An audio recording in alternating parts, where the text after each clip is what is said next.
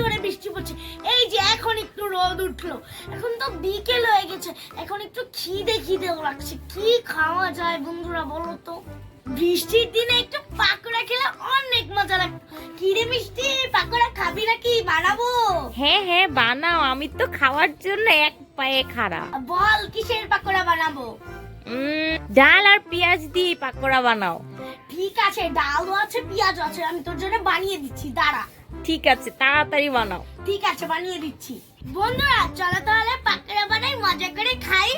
দেখো বন্ধুরা, আমি পাকোড়া বানানোর জন্য সব কিছু নিয়ে এসেছি। এই দেখো, অনেকগুলো পেঁয়াজ, তারপর 2টা মরিচ ছোট ছোট, তারপর এই দেখো কতগুলো মশলা নিয়েছি, দাঁড়াও বলছি। এই যে এটা লবণ, এটা মরিচ, তারপর হলুদ আর একটু জিরে গুঁড়া, আর মেন জিনিস ডাল। ডাল ছাড়া কিন্তু ডালের পাকোড়া হয় না। চলো তাড়াতাড়ি বানিয়ে ফেলি। ও আরেকটা জিনিস, এই যে তেলও নিয়ে এসেছি। দেখো আমার তেলের কৌটাটা অনেক সুন্দর না? আর এই দেখো আরেকটা জিনিস, ডাল ধোয়ার জন্য পানিও নিয়ে এসেছি। চলো তাহলে আমি এখন বানানো শুরু করি। আগে ডালটা ধুয়ে নিতে হবে। এই যে ডাল, পানি দিয়ে এখন ধুয়ে নিব। এই তো এখন পানি দিয়ে দিলাম, এখন এটা কচলে কচলে ধুয়ে নিব। দেখেছো কতটা ময়লা বেরোচ্ছে? এই দেখো, উফ, পানিটা এখন ফেলে দিই। এই তো পানিটা ফেলে দিলাম। এই দেখো ডালগুলো এখন চকচকা ফকফকা করছে। এই তো ধুয়ে নিলাম। এখন তো ডালটা বাটতে হবে, না হলে ব্লেন্ড করতে হবে। আমি কিভাবে করব? আমার কাছে পাটা পুতাও নেই, ব্লেন্ডারও নেই, আমি কিভাবে করব বন্ধুরা? এখন কি হবে, কিভাবে করব? আইডিয়া, আম্মুর কাছ থেকে এটা বেটে নিয়ে আসি। চলো বন্ধুরা দাঁড়াও, তোমরা কিন্তু যেও না, আমি আম্মুকে দিয়ে ডালটা বাটিয়ে নিয়ে আসছি। এখনই চলে আসবো, দাঁড়াও আসতেছি। এই দেখো চলে এসেছি। তোমরা কেউ যাওনি তো? তোমরা তো অনেক ভালো, এখনো ভিডিওটা দেখছো, তাহলে একটা লাইক করে দাও। চলো এখন বানাই। দেখো আম্মুকে দিয়ে কত সুন্দর করে বেটে নিয়ে আসছি ডালটা। এখন এটা বানাই। চলো এখন আমি একটা পেঁয়াজ কেটে নিব আর একটা কাঁচা মরিচ কেটে নিব। চলো কেটে নেই।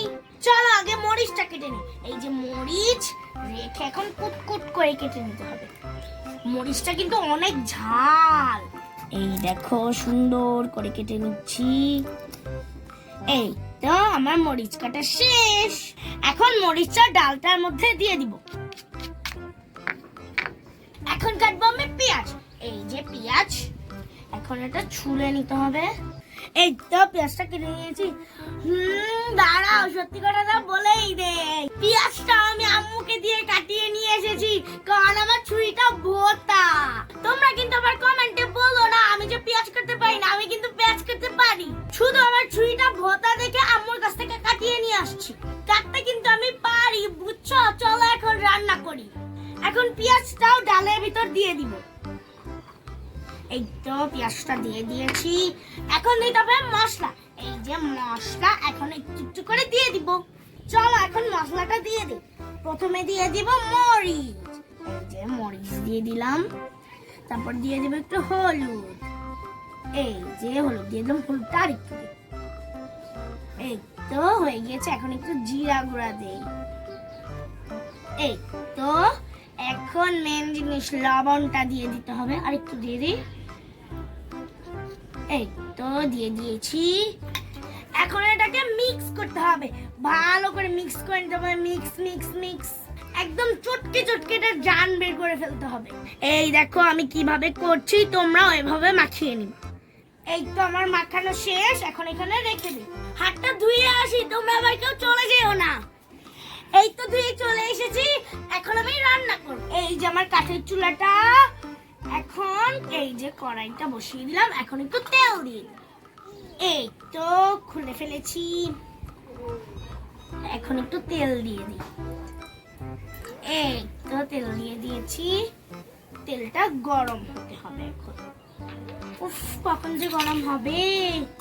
একটু নাড়া দিলে মনে হয় তাড়াতাড়ি গরম হয়ে যাবে। নাড়া দিই, মনে হয় তেলটা গরম হয়ে গিয়েছে। এখন আমি পাকোড়াটা দিয়ে দিব ছোট্ট ছোট্ট করে।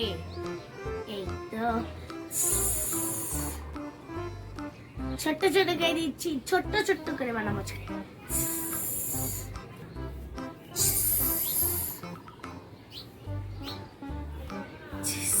এগুলোকে ভাজা হোক, তারপর আবার দিব। এখন একটু উল্টে পাল্টে ভেজে নিতে হবে। এই তো উল্টে দিলাম। A few moments later. অনেকক্ষণ ধরে ভাজতেছি, মনে হয় পাকোড়াগুলো হয়ে গিয়েছে।